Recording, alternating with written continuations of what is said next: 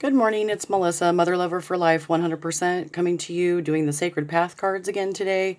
I'll be doing the cornstalk spread. Hope all of you are focusing on something positive today, getting out in nature. It's a beautiful fall day today, and corn has been the staple of our people for hundreds of years. We believe that corn pollen is sacred and that we're fed by the fertile earth whose gift is our corn. A wise medicine man once said that if a philosophy did not grow corn, it had no value. Corn is the symbol of goodness, abundance, and fertility to our people, and these are the things that feed us daily. We may feed the body, mind, and heart, and the spirit if we seek beauty in our daily lives. For it is the beauty of living in balance that grows corn. The cornstalk spread is a way to receive the life manna that comes from sacred corn pollen. Ballin. There you go. It is a gentle daily reminder of the beauty to be experienced if you're open to it. And I am open to it. I'm open to receiving and experiencing the beauty within me, the beauty within you, and within this world. Because where your focus goes, your energy flows. So I'm focusing on the beauty in my life today rather than the stuff that's going wrong. Otherwise, you just get more bad shit. So I'm going to focus on the good stuff today. So I'm going to shuffle these cards. Thank you for tuning into my channel. I hope that you can find this teaching helpful. And it's a good way to get my morning started and a good positive focus. You can buy these cards online. They're by Jamie Sams and Harper One. 260 Native American tribes helped collaborate to do this book. And it's based on Native American teaching, tradition, and philosophy. So I'm grateful for it. It's helped me get through some difficult points here recently within the last year of my life. It's helping me focus on something positive rather than, some things that are going on in my family right now that I'm really just not happy about. But ultimately, I made some decisions that led to these issues. So, until I can take responsibility for the part I played, it won't get better. So this is what I'm doing. This is my creative expression on how I am, trying to put the pieces back together again while staying connected to spirit and growing myself so that I can, walk a sacred path and help others like me.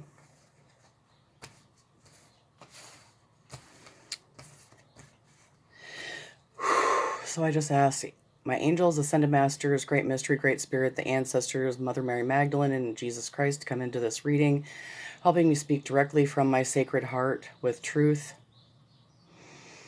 based on my own life experiences, bridging the heavens with the earth. Thank you.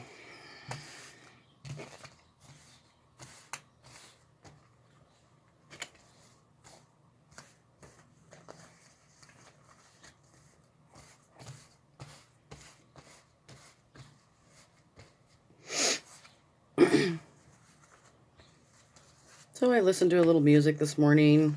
I haven't done my stretching yet. I've been kind of slacking on that. Once you get out of the habit, it's hard to get back into it. And so I'm working my way back into, getting more perfecter.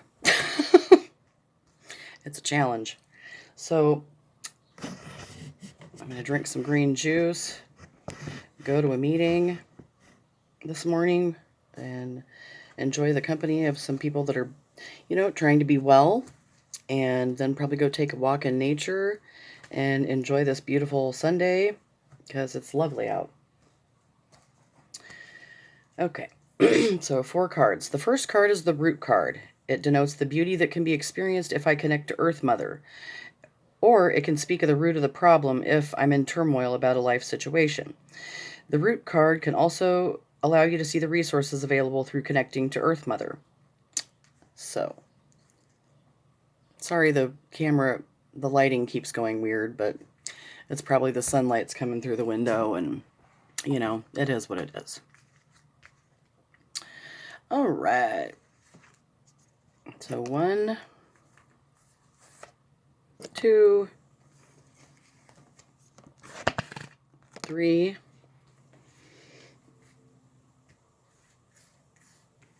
4. Okay. So I drew some good cards this morning. The first card I drew is Purification in Sweat Lodge, which is 2. Oopsie. So, if I remember to ground myself into the Earth Mother, the resources that I receive is purification of mind, body, and spirit. When I feel that I am in turmoil about a life situation, if I continue to have purity of thoughts in my mind, and don't focus on the turmoil, focus on how, what can I do to alleviate the issue. And sometimes that's just by grounding myself and doing self-care, self-nurturing, self-love, and, keeping my body clear of toxins, not putting alcohol and drugs in my body, drinking plenty of water. I mean, there's different purification. Fire of purification, steam from sacred stones, prayer ties and tobacco meld with spirit songs.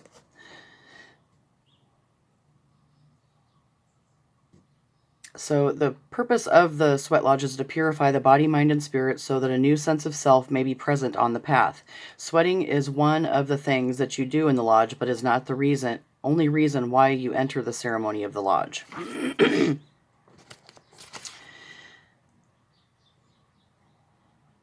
The willow is the tree of love in our Seneca tradition. It bends with grace and does not break easily.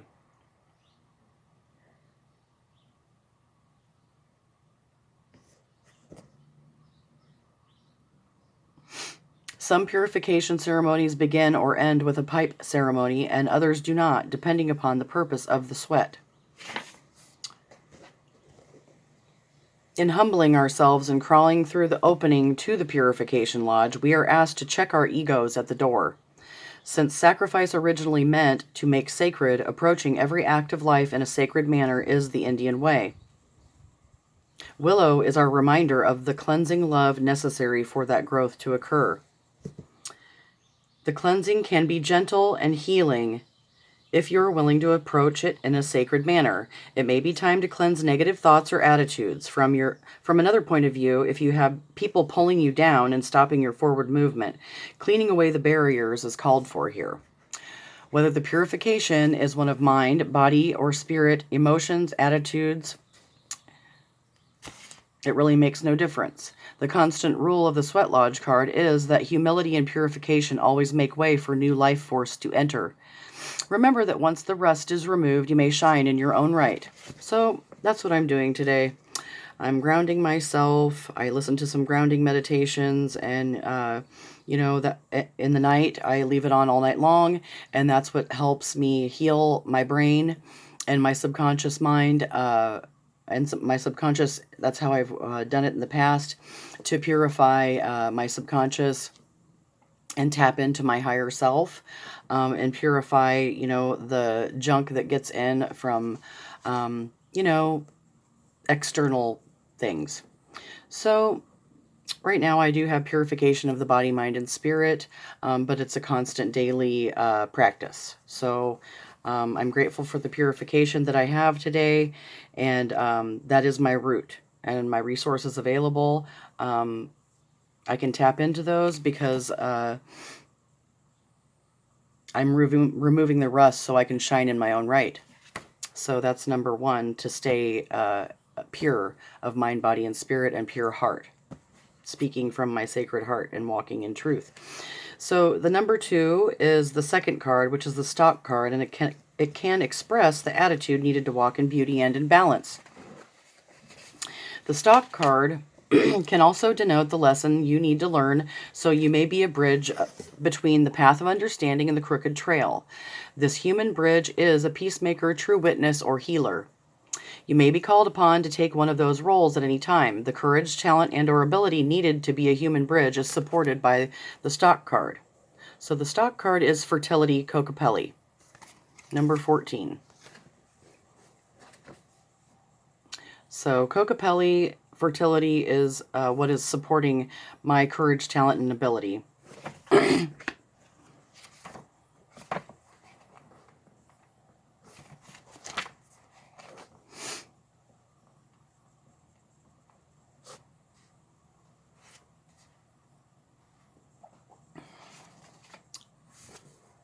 Every living creature of earth is magical because each is a unique creation who sprang from great mystery. Excuse me.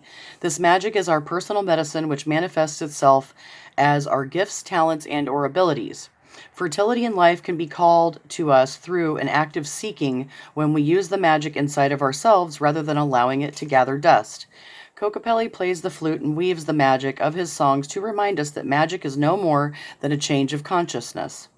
If we want the seed we sow to fall on fertile ground, then we must change our perception and use our talents in a fertile manner.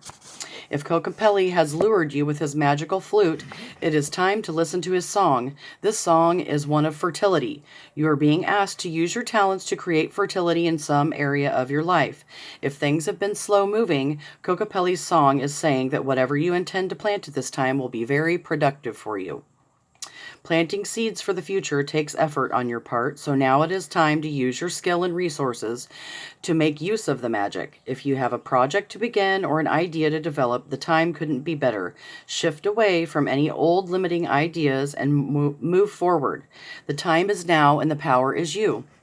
So that's a good reminder for me to remember. To fully understand the teachings of Kokopelli, we must examine the ideas of divine union. When we approach our lives with trust rather than skepticism, we are allowing our minds to be the fertile ground for enrichment. This growth cycle allows each of us to hear the music of our own unique magic.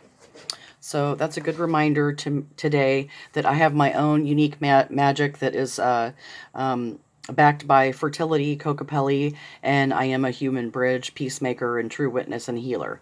And I'm using my courage, talent, and ability to be the human bridge, which is the seed that I'm planting on fertile ground, and it's going to be very productive. Because ultimately I'm healing myself and, hopefully helping others heal. And I'm grateful for that today. And it's a good reminder for me. The third card is the Kernel card, which tells you what the fruits of your labor will provide for you. The lesson of this card should be fully digested so that the ear of corn can give energy to the body, mind, or spirit and support your present path. Kernels of corn represent the seeds of the future to Native people. These kernels are also providing food for the present. Through learning present lessons, the future will be assured. So 7 is a sacred number for me. This is medicine wheel, cycles, and movement. And when I allow myself to understand that I'm just going through a cycle and movement, then I'm not so hard on myself. This is just part of the cycle and movement. And right now, I had an end cycle. I'm reaping a harvest. I'm in abundance, mentally, emotionally, and physically. Things are coming into my physical reality because I'm working for them. And, some things may not be going the way that I'd like them to go. But, in order to grow that seed, I have to continue to remain fertile, know that I'm just having a cycle and movement, and this too shall pass. So that way I don't get stuck in, the mind screw that, I used to. The oh, woe is me syndrome. Stones that border sacred space, the hoop of life made whole. Eagle, coyote, bear come sing with great white buffalo. Here we greet the winds of change. We praise grandfather sun. We honor the wholeness of all coming together as one. So the medicine wheel is a circle of lessons that each person must pass through to complete the journey on the good red road of physical life. Each of us will travel through the circle on that south to the north path until we reach the place of the elder, which is the north.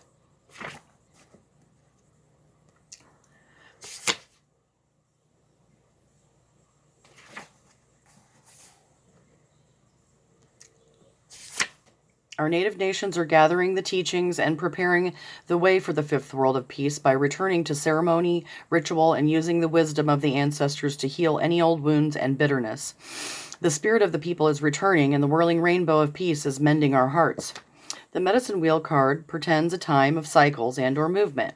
You're asked to notice which stage of the cycle you're presently experiencing. Is it the beginning, the creation, growing time and developing, or end cycle?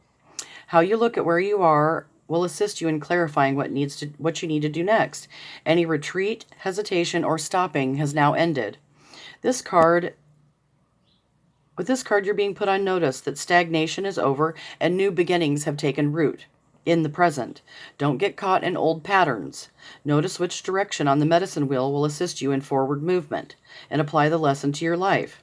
You can choose illumination, clarity, which is the east, faithfulness and humility, the south, introspection and goals, the west, or wisdom and gratitude, the north. It is now time for you to decide for yourself which type of movement will keep the wheel turning.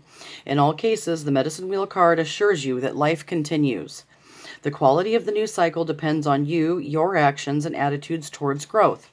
So if I remain in a positive attitude, to live the path of the medicine wheel, we are asked to see the gifts of growth that each direction offers. If only by noticing the obvious around us and asking our inner feelings and knowing what those feelings mean, we begin the seeking. So I'm trying to remember that I have a right to feelings, but not to get caught up in the negative feelings when I'm feeling sad or, shitty about some things that are going on, in my family life. There are some things that are going well. I'm trying not to dwell on it. So I use meditation and prayer to keep my mind pure of those negative mindsets. Continue to plant my seed in fertile soil, which is walking a spiritual path for me, knowing that I'm just going through cycles and movement and this is going to pass. The difficult parts, we all go through hard things, and knowing that I'm having cycles and movement is how I am learning the present lessons, so that my future will be assured, because I don't want to go back to,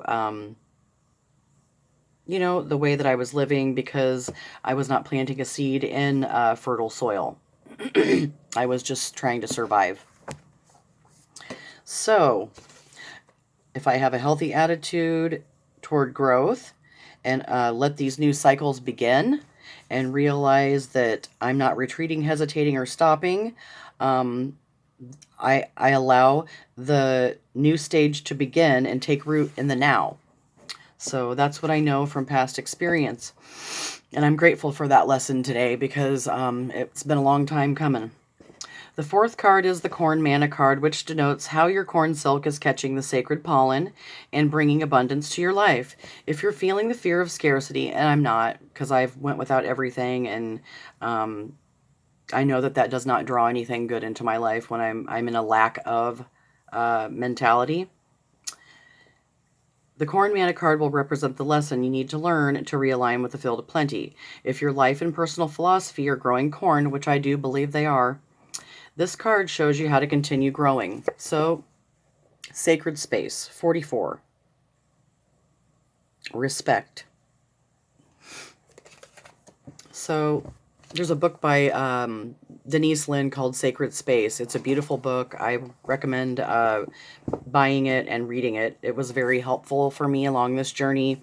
My home is my sacred space. I'm trying to not allow people in that disrespect my physical body, my thoughts, my emotions, my feelings, my home, because I'm walking a sacred path, and it's fine if they don't want to walk the sacred path, but I'm not going to allow people to shit on me and, disrespect my sacred space. So that's the attitude I have to have, demanding respect for myself, because otherwise people just don't respect you. Attitudes change daily and depend on the events you are experiencing. To change your attitude, you may wish to acknowledge the resources available in the root card. So my resources are purification of body, mind, and spirit. And the harvest that may be coming your way is the corn card. So the corn card